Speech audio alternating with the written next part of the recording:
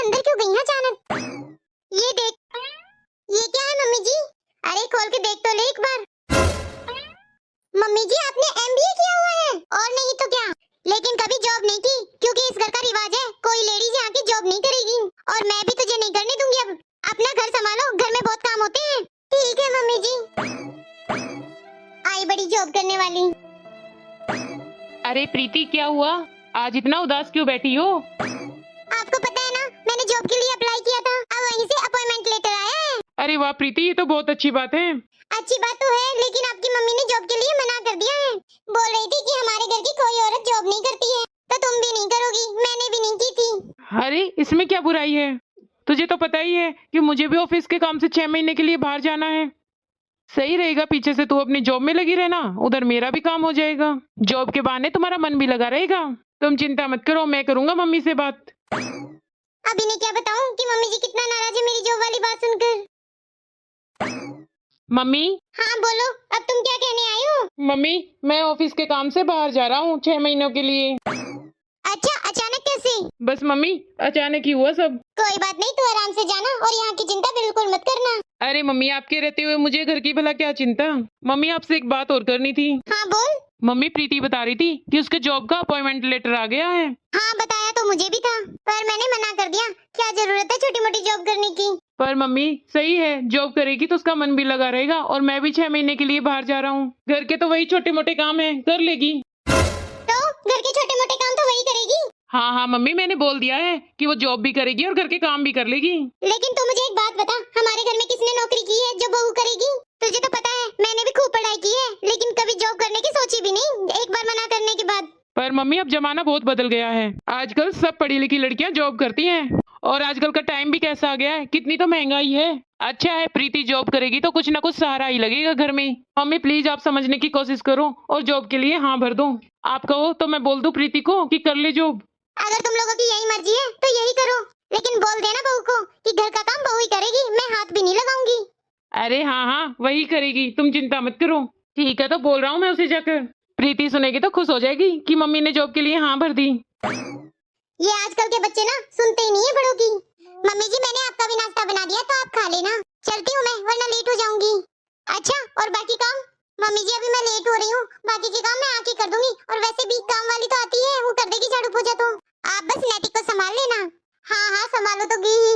अब तू तो जाने लगी नौकरी पे, अब घर का काम तो मुझे ही करना पड़ेगा ना, छोटा मोटा भी। कोई सुख नहीं है अब तुम्हारा, बस नाश्ता बना के रख देती है, बाद में खा लो उठा के। बुढ़ापे में बस बहू का यही सुख देखना बाकी रह गया था। मम्मी जी ऑफिस जा रही हूँ, वरना लेट हो जाऊंगी। ये तो मेरे बेटे ने बोल दिया नौकरी करने के लिए, वरना मैं तो इसे ऐसी ही नौकरी करने देती। हेलो मम्मी नमस्ते। अरे सोनू बेटा। हाँ मम्मी, और आपको ना एक गुड न्यूज देनी है। अच्छा, अब क्या खुशखबरी है? अरे मम्मी, बस यही बता रहा था कि मेरा प्रमोशन हो गया है और मेरी सैलरी भी बढ़ गई है। अरे वाह, ये तो बड़ी अच्छी बात है बेटा। हाँ मम्मी, अभी अब तो देख तेरा प्रमोशन भी हो गया है और बहू की सैलरी भी बढ़ गई है बेटा। तो एक काम कर ले, हाँ बोलो मम्मी। अब बहू से कह दे कोई जरूरत नहीं है बाहर जाकर नौकरी करने का, अपना घर संभाले। ठीक है मम्मी, बोल दूंगा। ठीक है तो मम्मी, रखता हूँ मैं फोन। हाँ ठीक है बेटा, रख दे। नैतिक ऐसे बोलो, 1 2 3 4। ठीक है दादी, 1 2 3 4। यही हुई ना बात। नैतिक आ जाओ, तुम्हें नहला देती हूँ। मम्मा पता है आज दादी ने मुझे काउंटिंग सिखाई है।